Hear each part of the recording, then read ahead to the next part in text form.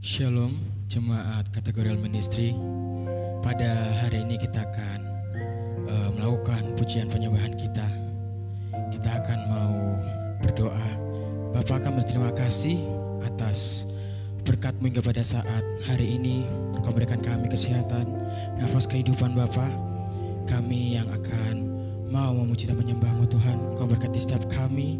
Kau mau mengurapi kami agar setiap pujian yang kami nyanyikan itu berkenan di hadapan-Mu Tuhan. Terima kasih Yesus, terima kasih Bapa. Hanyalah nama Tuhan Yesus. Haleluya, amin. Kita akan nyanyikan lagu Betapa Dahsyat Engkau Tuhan. Terima kasih Tuhan. Haleluya Yesus. Betapa dahsyat Engkau Tuhan, Pencipta segala yang ada, dulu sekarang sampai selamanya. Hanya Engkau Tuhan, tak terselami, tak terselami pikiran-Mu, tak terukur panjang setia-Mu. Dulu sekarang sampai selamanya. Hanya Engkau Tuhan,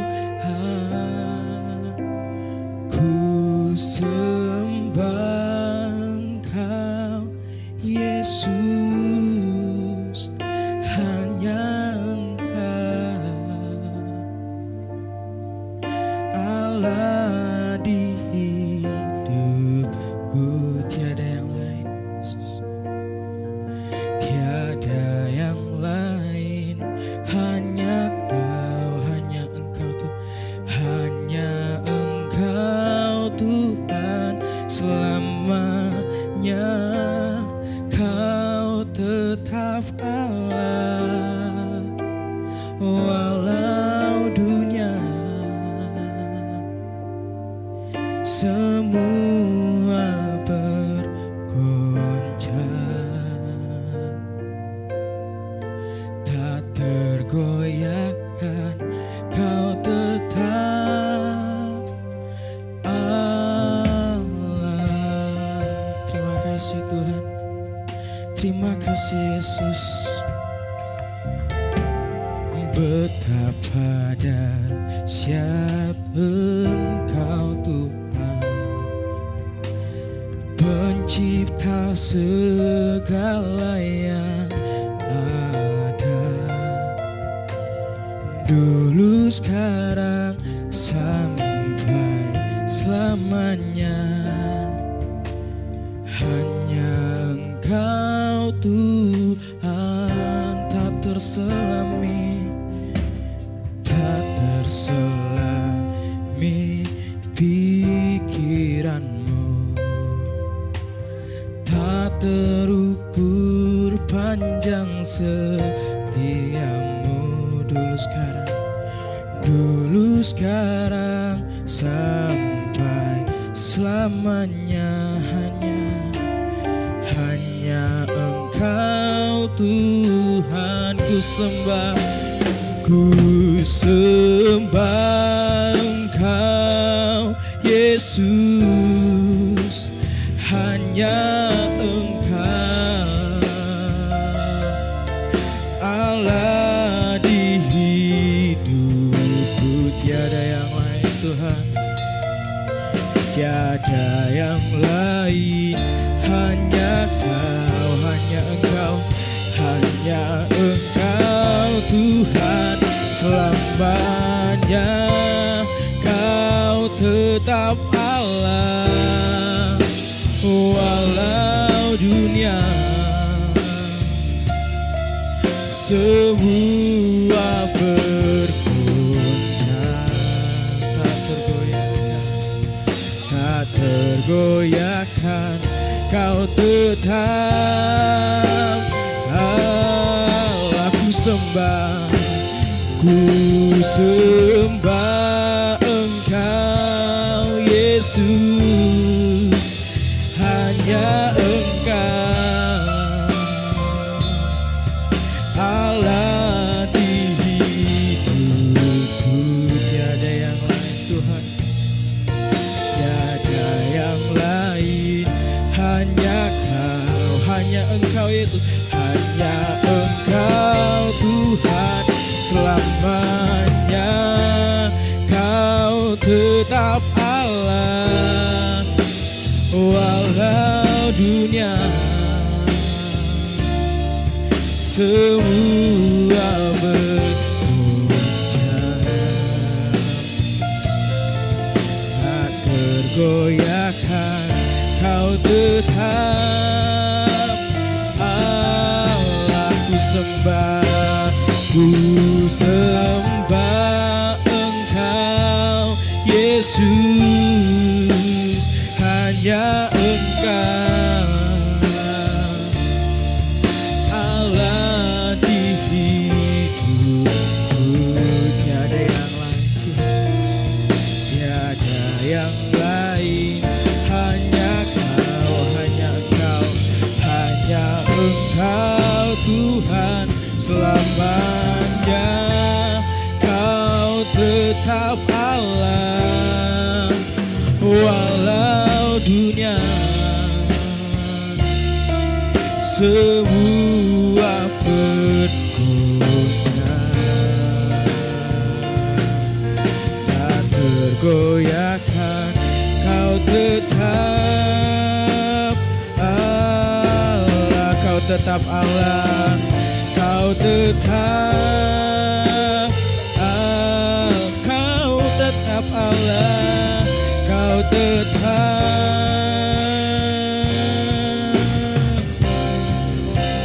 Allah. Terima kasih Bapa buat penyertaan-Mu Yesus, hanya Engkau yang selalu di hidupku Tuhan. Terima kasih, glory bagimu. Haleluya, haleluya Yesus. Terima kasih buat penyertaan-Mu Tuhan. Terima kasih Yesus. Ku naikkan syukurku padamu Tuhan. Haleluya, glory, glory bagimu. Syukur bagimu Yesus. Terima kasih Tuhan. Haleluya, glory bagimu, glory bagimu. Ku sembah Engkau Yesus, ku sembah Engkau Bapa. Amin. Haleluya, glory, glory bagimu Yesus. Terima kasih Yesus. Haleluya, glory, glory. Ku naikkan syukur bagimu Tuhan, ku naikkan syukur bagimu Yesus.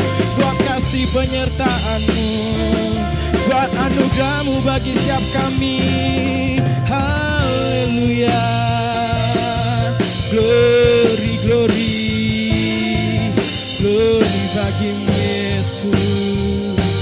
Terima kasih Yesus. Terima kasih Tuhan buat kasih penyertaan-Mu bagi setiap kami Tuhan. Haleluya Yesus. Glory Engkau Yesus, hanya Engkau Allah di hidupku. Tiada yang lain, hanya Kau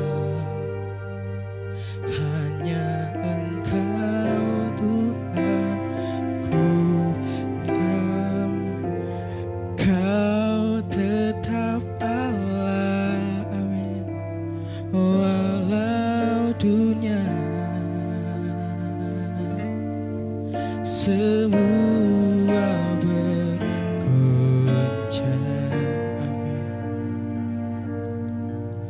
Tak tergoyahkan, Kau tetap Allah. Ku sembah Engkau Yesus,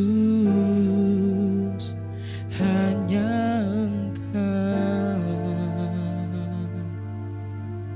Allah di hidupku. Tiada yang lain, tiada yang lain, hanya Kau, hanya Engkau Tuhan selamanya. Kau tetap Allah, walau dunia semua bergoncang.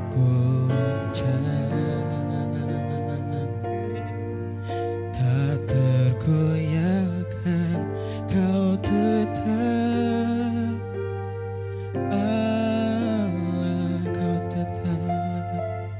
Kau tetap Allah. Sekali lagi, Kau tetap Allah.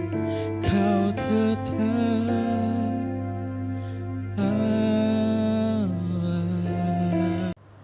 Shalom Bapak Ibu yang dikasih oleh Tuhan. Kita bersyukur kepada Tuhan kalau pada saat hari ini kita diberikan anugerah oleh Tuhan untuk bisa mendengarkan kebenaran firman Tuhan. Firman Tuhan pada hari ini kita akan belajar tentang kehidupan seorang tokoh yang ada di dalam Alkitab yang bernama Bartimeus.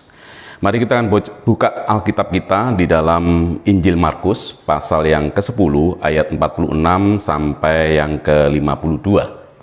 Injil Markus pasal yang ke-10 ayat 46 sampai ke-52. Yesus menyembuhkan Bartimeus. Lalu tibalah Yesus dan murid-muridnya di Yeriko. Dan ketika Yesus keluar dari Yeriko bersama-sama dengan murid-muridnya dan orang banyak yang berbondong-bondong, ada seorang pengemis yang buta bernama Bartimeus, anak Timeus, duduk di pinggir jalan. Ketika didengarnya bahwa itu adalah Yesus orang Nazaret, mulailah ia berseru, "Yesus anak Daud, kasihanilah aku." Banyak orang menegurnya supaya ia diam, namun semakin keras ia berseru, "Anak Daud, kasihanilah aku." Lalu Yesus berhenti dan berkata, "Panggillah dia." Mereka memanggil orang buta itu dan berkata kepadanya, "Kuatkan hatimu, berdirilah, ia memanggil engkau." Lalu ia menanggalkan jubahnya, ia segera berdiri dan pergi mendapatkan Yesus. Tanya Yesus kepadanya, "Apa yang kau kehendaki supaya aku perbuat bagimu?" Jawab orang buta itu, "Rabuni, supaya aku dapat melihat." Lalu kata Yesus kepadanya, "Pergilah, imanmu telah menyelamatkan engkau." Pada saat itu juga melihatlah ia, lalu ia mengikut Yesus dalam perjalanannya. Bapak Ibu yang dikasih oleh Tuhan, Bartimeus ini adalah seorang yang tidak semujur seperti orang pada saat itu. Mengapa demikian? Karena dia adalah seorang yang buta, miskin, dan pengemis. Seolah-olah bahwa penderitaan yang dialami oleh Bartimeus ini lengkap sudah. Keadaan itulah yang membuat orang banyak memandang rendah Bartimeus. Bahkan ada anggapan dari banyak orang bahwa apa yang dialami oleh Bartimeus ini ada hubungannya dengan dosa yang diperbuatnya.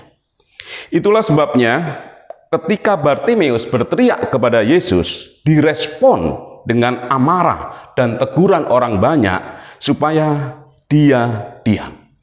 Sebab tidaklah pantas bagi Bartimeus berteriak-teriak memanggil Yesus. Mengapa? Karena Yesus adalah seorang rabi atau pemimpin agama yang sangat dihormati. Sedangkan kita ketahui bahwa Bartimeus ini adalah seorang yang buta, miskin, dan seorang pengemis yang sangat rendah. Namun amarah dan teguran orang banyak tidak menjadikan Bartimeus menjadi diam. putus asa serta mengurungkan niatnya untuk memanggil Tuhan Yesus. Namun justru dia memperbesar volume teriakannya. Justru dia semakin berteriak dengan nyaring, yang seolah-olah dia tidak peduli dengan teriakan orang banyak yang menyuruhnya diam. Bagi Bartimius ini adalah kesempatan yang ditunggu-tunggu. Dan dia tidak mau kehilangan momentum yang sangat-sangat berharga di dalam kehidupannya. Bartimius menyadari bahwa dirinya membutuhkan pertolongan. Dan hanya Yesus yang sanggup untuk menolong dirinya. Dan kita ketahui bersama bacaan yang sudah kita baca di akhir cerita itu. Yesus menyembuhkan Bartimius.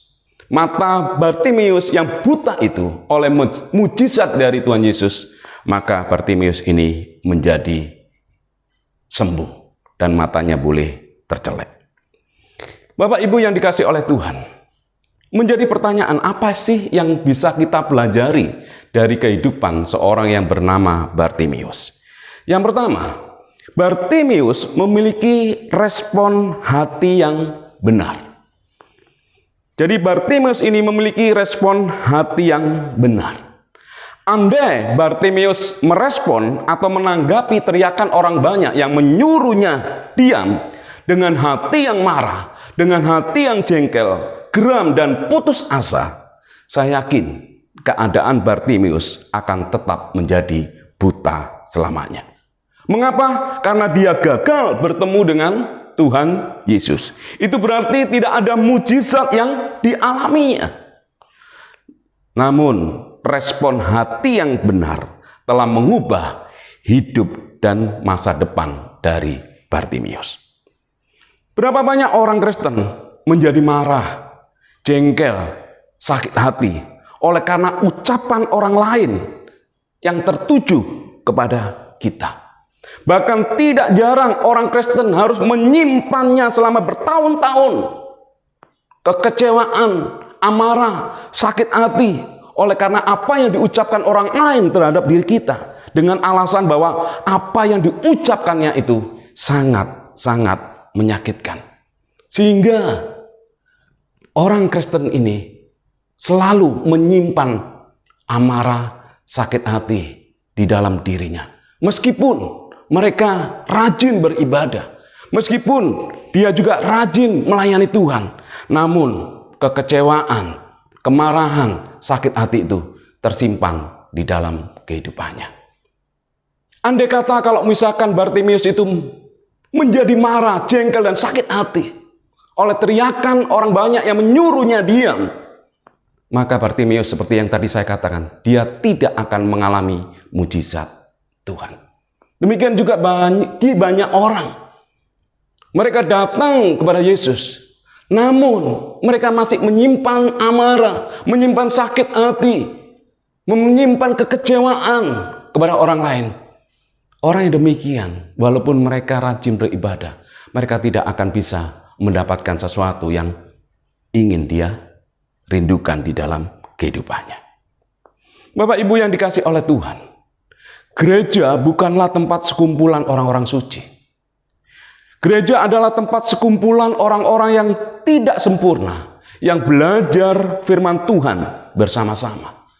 Nah, jika kita itu memahami bahwa gereja itu bukan sekumpulan orang-orang suci, maka siapapun mereka, satu waktu mereka itu bisa mengecewakan kita.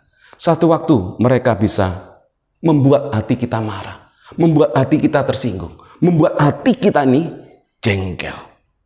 Namun firman Tuhan mengatakan kepada kita bahwa ketika kita itu menjagai hati kita dengan benar, maka apapun yang dikatakan oleh orang lain, meskipun itu adalah sesuatu yang tidak menyenangkan, maka kita tidak akan terpancing untuk menjadi marah, jengkel, bahkan sakit hati.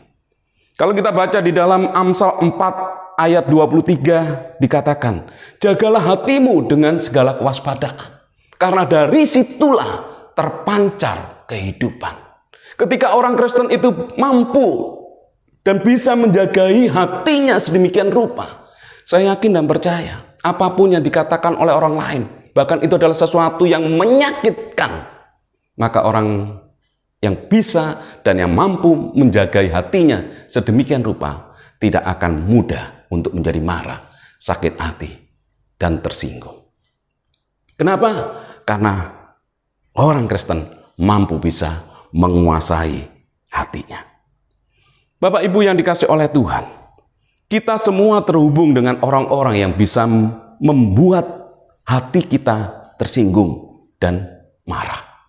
Untuk itu kita harus benar-benar tahu bahwa ketika Tuhan memerintahkan kita untuk menjagai hati kita, maka kita pun harus bisa menjagai hati kita sedemikian rupa. Kita harus belajar dari tiram. Tiram itu menerima gangguan, yaitu berupa butiran-butiran pasir yang masuk ke dalam tubuhnya.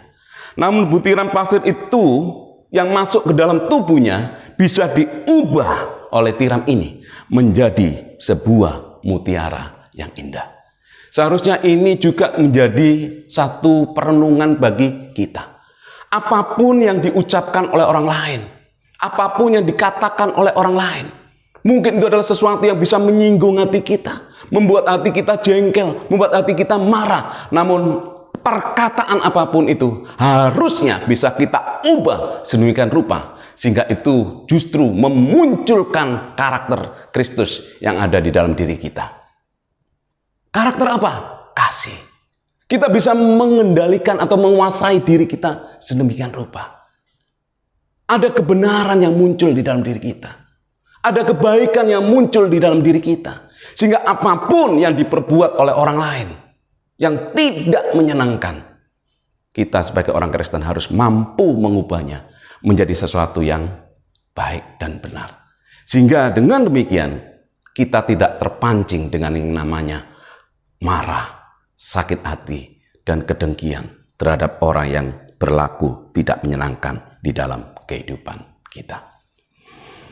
Bapak Ibu yang dikasihi oleh Tuhan, yang kedua, apa yang bisa kita pelajari dari kehidupan seorang yang bernama Bartimius? Yang kedua adalah imannya kepada Yesus.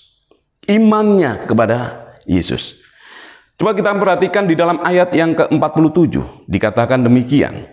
Ketika didengarnya bahwa itu adalah Yesus orang Nazaret, mulailah ia berseru, Yesus anak Daud, kasihanilah aku. Ketika didengarnya, itu berarti yang menggerakkan Bartimius berteriak, bahkan semakin keras berteriak memanggil Yesus, itu adalah iman yang ada di dalam dirinya. Dan iman itu timbul dari mendengar nama Yesus disebut. Ketika nama Yesus disebut oleh orang banyak dan itu didengar oleh Bartimius, ternyata itu mengubah hatinya sehingga memunculkan iman di dalam kehidupannya. Bahwa keadaannya ini pastilah berubah. Kondisi saya pasti akan berubah ketika saya akan berjumpa dengan Tuhan Yesus. Itulah iman yang dimiliki oleh Bartimius. Dan iman yang dimiliki oleh Bartimius juga justru juga bisa mengatasi kesulitan-kesulitan ketika dia mencoba berteriak memanggil nama Yesus. Meskipun orang-orang pada saat itu, orang banyak itu berteriak, menegur dan memarahinya untuk diam, tapi iman yang ada di dalam dirinya itu tidak sanggup dihalangi oleh teriakan-teriakan orang banyak yang menyuruhnya diam. Justru teriakannya yang pertama lebih keras, dikeraskan lagi untuk memanggil Tuhan Yesus. Oleh karena apa? Iman yang ada di dalam dirinya. Bapak Ibu yang dikasihi oleh Tuhan, setiap kali kita juga mendengar hal-hal yang ada di luar kita, mungkin aja hal-hal yang kita dengar itu adalah sesuatu yang bisa melemahkan iman kita. yang bisa menghilangkan harapan kita, yang bisa membuat diri kita kecewa, yang membuat diri kita kehilangan yang namanya kepercayaan. Namun satu hal, kalau Bartimeus fokus dan tujuannya kepada Yesus, harusnya apapun yang kita dengar, bahkan itu adalah sesuatu yang mungkin juga bisa melemahkan iman kita, namun harusnya iman kita tetap tertuju kepada Tuhan Yesus. Berapa kali kita setiap hari mendengar sesuatu hal yang tidak menyenangkan, mungkin membuat diri kita khawatir, membuat diri kita takut, membuat diri kita kehilangan harapan. Namun satu hal, kita tetap harus fokus iman kita hanya tertuju kepada Tuhan Yesus Kristus. Di dalam Roma 10 ayat 17 dikatakan demikian. Iman itu timbul dari pendengaran, dan pendengaran oleh firman Kristus. Jelas sekali bahwa iman itu timbul dari pendengaran. Mendengar akan apa? Yaitu mendengar firman Kristus. Makanya kita sebagai orang Kristen, sesuatu hal yang indah ketika kita rajin belajar akan kebenaran firman Tuhan. Kita harus sungguh-sungguh secara rutin, ya, setiap hari baca itu kebenaran firman Tuhan, baca itu Alkitab. Dengan demikian, itu akan memunculkan iman di dalam diri kita. Itu akan membuat iman kita kuat. Itu akan membuat iman kita kokoh. Itu akan membuat iman kita bertumbuh ketika orang Kristen memprioritaskan untuk membaca firman Tuhan dan merenungkannya dan melakukan di dalam kehidupannya sehari-hari. Saya yakin iman yang ada di dalam dirinya akan semakin kuat dan bertumbuh di dalam Tuhan. Bapak Ibu yang dikasihi oleh Tuhan, 30 tahun yang lalu ketika kita belum mengenal yang namanya HP, di mana kita bisa mengirimkan pesan melalui WA atau SMS. Namun 30 tahun yang lalu sebelum ada perangkat seperti itu, maka ketika kita ingin menyampaikan rasa sayang kita kepada pasangan kita, maka kita pun dengan cara membuat atau menulis surat. Demikian juga sebaliknya. Saya yakin dan percaya bahwa ketika kita mendapatkan surat dari orang yang sangat kita cintai dan kagumi, saya yakin bahwa surat itu tidak hanya sekali kita akan baca. Pastinya akan berulang kali kita akan baca. Ketika kita ada di dalam kamar, kita baca. Sebelum makan, kita baca. Bahkan mungkin aja ketika kita ada di kamar mandi pun, kita sempatkan untuk baca. Kenapa? Karena itu adalah surat cinta orang yang kita kagumi. Sehingga akhirnya apa? Titik, komanya, tanggal, ditulisnya surat itu, prolognya, kita hafal semua. Oleh karena apa? Karena surat itu berulang kali kita membacanya. Bapak Ibu yang dikasihi oleh Tuhan, Alkitab kita itu adalah surat cinta dari Tuhan Yesus. Makanya penting bagi kita kalau kita memandang bahwa Alkitab ini adalah surat cinta Tuhan Yesus. Seharusnya tidak ada kebosanan ketika kita membaca, merenungkan firman Tuhan. Berapa banyak dari kita merasa jenuh, bosan, apalagi kemudian ketika membaca Alkitab secara teratur sampai di kitab bilangan. Bahkan banyak orang yang mengeluh, aku tidak tahu ini bicara tentang apa. Tapi satu hal, ketika kita itu memberikan porsi yang terbaik untuk membaca dan merenungkan firman Tuhan, maka iman yang ada di dalam diri kita itu akan kokoh, kuat. Sehingga hantaman apapun yang terjadi di dalam hidup kita, itu tidak akan membuat diri kita undur, lemah, bahkan meninggalkan Yesus. Kenapa? Karena ketika orang Kristen tahu, karena memiliki dasar yang kuat, yaitu kebenaran firman Tuhan. Bapak Ibu yang dikasihi oleh Tuhan, Yang ketiga, apa yang bisa kita pelajari dari seorang yang bernama Bartimius? Yaitu perubahan hidupnya. Coba kita akan baca di dalam ayat yang ke-50 mulai. Lalu ia menanggalkan jubahnya, ia segera berdiri dan pergi mendapatkan Yesus. Tanya Yesus kepadanya, apa yang kau kehendaki supaya aku perbuat bagimu?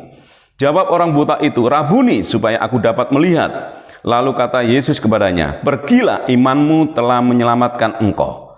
Pada saat itu juga melihatlah ia. Lalu ia mengikuti Yesus dalam perjalanannya. Jubah yang dikenakan oleh Bartimius adalah identitas dirinya, di mana orang mengenal sebagai seorang pengemis. Dengan jubah itu Bartimius memperoleh keuntungan. Karena apa? Karena bisa menarik belas kasihan banyak orang untuk memberikan sedekahnya. Namun saya yakin dan percaya ketika Bartimius disembuhkan dari kebutaannya, jubah itu tidak akan digunakan lagi. Meskipun bisa memberinya keuntungan. Yang pasti, dia tidak berpenampilan layaknya seorang pengemis. Orang mengenalnya bukan lagi Bartimius, seorang pengemis yang ada di pinggir jalan. Tetapi orang banyak akan mengenal Bartimius, seorang pengikut Yesus. Dia meninggalkan masa lalunya yang selama ini rutin dilakukannya. Dan oleh karena perjumpaannya dengan Yesus, akhirnya mengubah hidupnya dari seorang pengemis menjadi seorang pengikut Yesus. Karena perjumpaannya dengan Yesus. Berapa banyak kita seringkali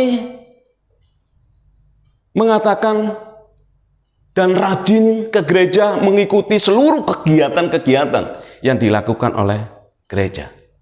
Ketika ada ibadah raya kita ikut. Ada doa puasa kita ikut.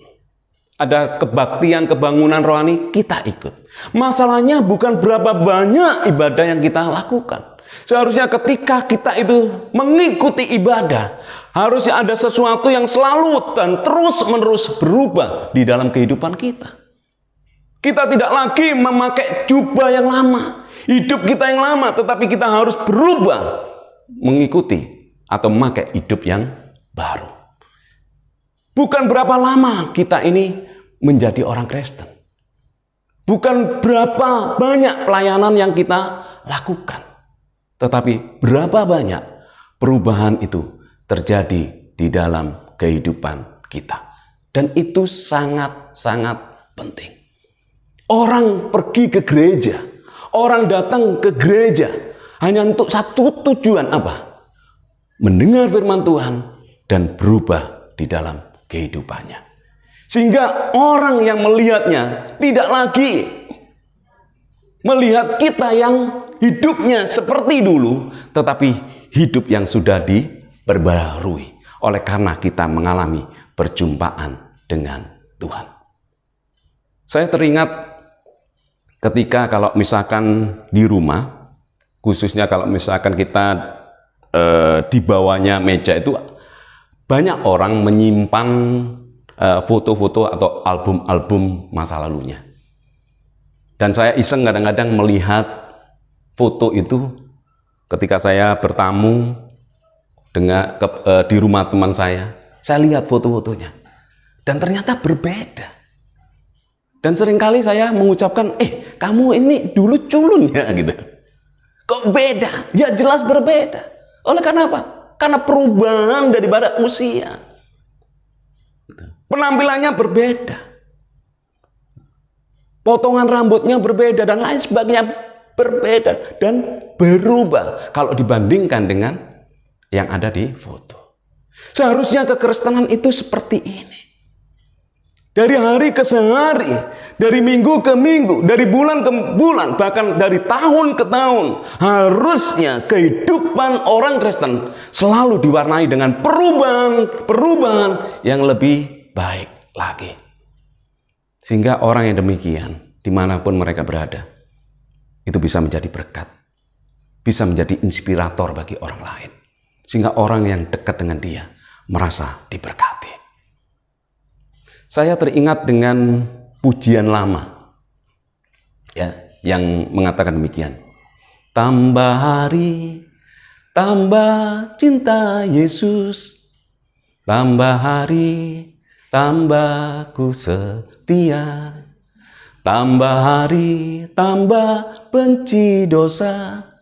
Tambah hari, tambah ku percaya. Ada sesuatu yang bertambah di dalam hidupnya. Harusnya orang Kristen itu seperti demikian. Bertambah usia, bertambah, berubah, semakin berubah di dalam dirinya. Sehingga dengan demikian sampai kemudian keserupaan Kristus itu boleh nyata di dalam dirinya.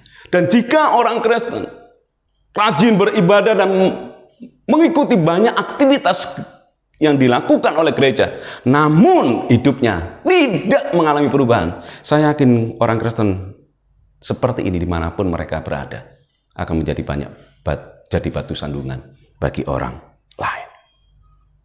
Bapak Ibu yang dikasih oleh Tuhan, mari kita akan baca di dalam Efesus pasal 4 ayat yang ke-28.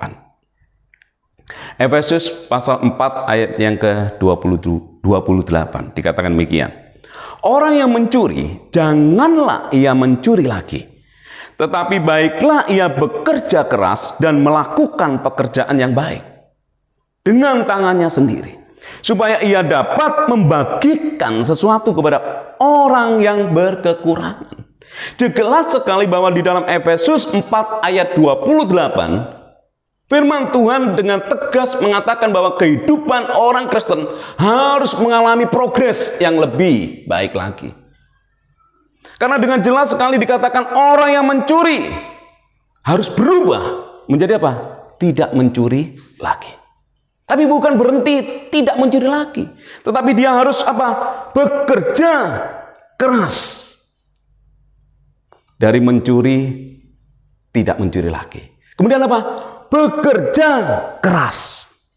Nah, bukan hanya bekerja keras, tapi ada tingkatan lagi yang harusnya dicapai, yaitu apa? Melakukan pekerjaan yang baik dengan tangannya sendiri. Dalam artian, pekerjaan yang dia lakukan harus sesuatu yang bernilai tinggi, memiliki kualitas tinggi. Bukan sekedar bekerja, tetapi hasil dari kerjaannya itu harus menghasilkan sesuatu yang sangat-sangat berkualitas.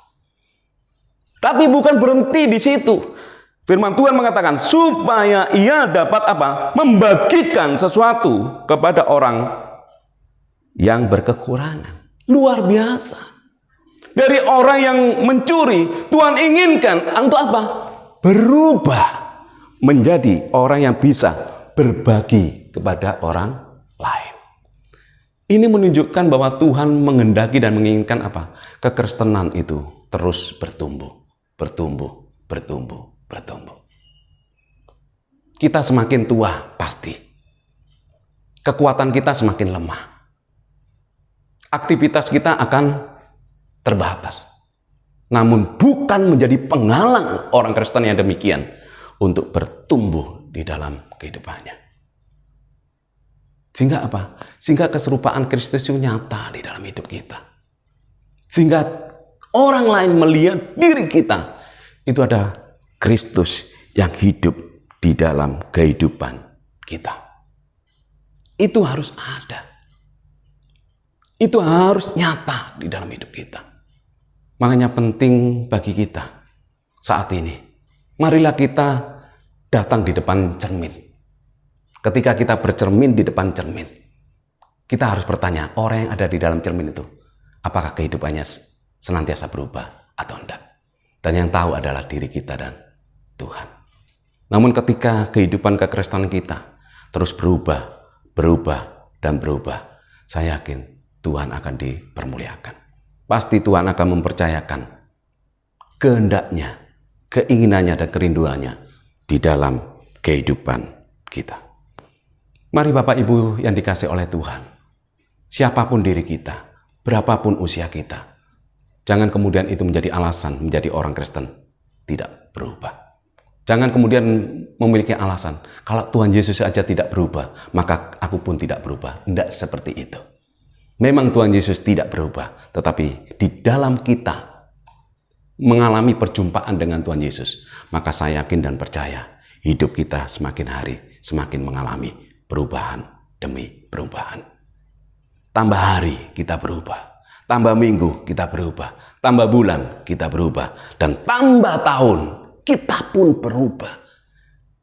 Dan orang lain bisa merasakan perubahan itu. Sampai kemudian gambar Yesus itu, keserupaan Kristus itu nyata di dalam kehidupan kita.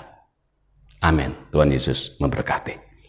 Mari kita berdoa. Tuhan, kami sungguh bersyukur dan terima kasih ya Tuhan untuk kesempatan yang Tuhan berikan di dalam kehidupan kami. Buat kebenaran firman-Mu yang boleh kami dengar pada hari ini ya Tuhan. Ajar diri kami ya Tuhan untuk memiliki respon hati yang benar. Ketika apapun yang diucapkan oleh orang lain, mungkin itu adalah sesuatu yang menyakitkan. Mungkin sesuatu yang membuat hati kami kecewa ya Tuhan.